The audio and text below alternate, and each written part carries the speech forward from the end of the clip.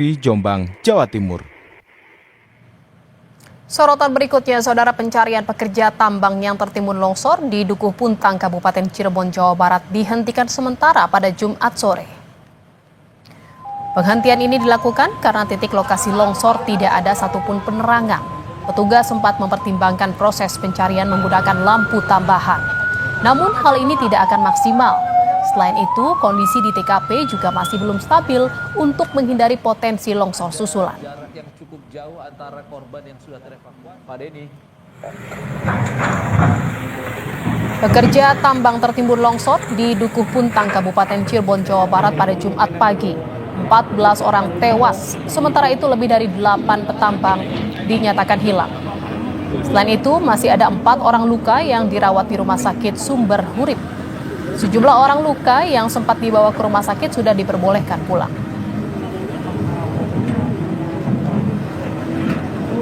Saudara, untuk lebih lengkap terkait kejadian longsor di Cirebon, Jawa Barat, kita akan terhubung dengan Dandim 0620 Kabupaten Cirebon, Letkol Infantri Muhammad Yusron. Selamat malam, Pak Yusron. Selamat malam, Mbak. Terima kasih, Pak. Pak Yusron, tadi sudah rapat bersama Sekda. Betul, apakah memang ditetapkan kasus bencana ini menjadi darurat bencana di wilayah Jawa Barat? Betul. Tadi pada saat malam setelah sholat maghrib tadi, Pak Sekda Provinsi juga hadir, dihadiri oleh Pak Danrem, saya sendiri, Dandim, dan Kapolres, serta stakeholder Forkopimda setempat, berserta dinas-dinas terkait, telah mengadakan rapat dan juga menetapkan terkait tanggap darurat bencana. Demikian, Mbak. Dan kebetulan saya selaku Dandim 0620 Kabupaten Cirebon ditunjuk sebagai koordinator ataupun IC Commander dalam kegiatan pencarian korban tertimbun tanah longsor ini. Sejauh ini, Pak Dandim, berapa total korban meninggal dan luka akibat bencana tersebut? Baik, untuk total korban meninggal itu ada 14 orang dan saat ini ada 5 orang yang masih berada di rumah sakit. Untuk yang kondisinya dari 5 orang yang saat ini masih dalam perawatan di rumah sakit, bagaimana, Pak Dandim?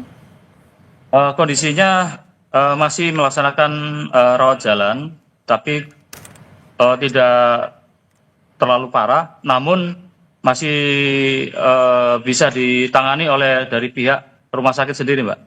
Masih dalam perawatan intensif ya, Pak, ya, untuk 5 orang yang. Ya, Lalu yang hilang, Pak, apakah memang masih tercatat 8 orang yang masih dalam pencarian oleh petugas? Betul, untuk yang 8 orang ini ada laporan dari para UU atau biasa disebut kepala desa. Dari Pak UU tadi menyampaikan kita data untuk pencarian tersebut kurang lebih ada 8 orang, sehingga kita di dalam pencarian ini tentunya ada target atau goals, sasaran yang harus kita cari.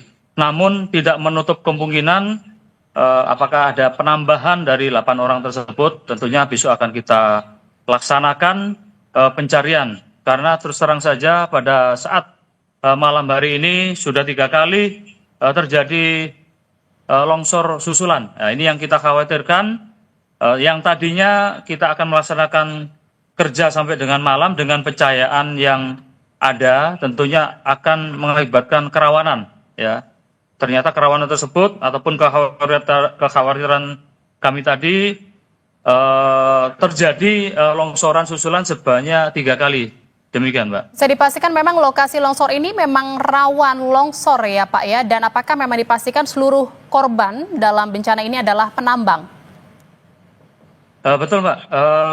Memang lokasi ini adalah tambang resmi yang memang sudah ada izinnya dari pihak ESDM, dari pihak provinsi, yang mana kalau dilihat dari eksak lokasi yang ada, itu memang sudut dari kemiringan ini kurang lebih hampir 90 derajat, sehingga cukup rawan untuk pekerja tambang di dalam melaksanakan eksploitasi tambang tersebut. Demikian.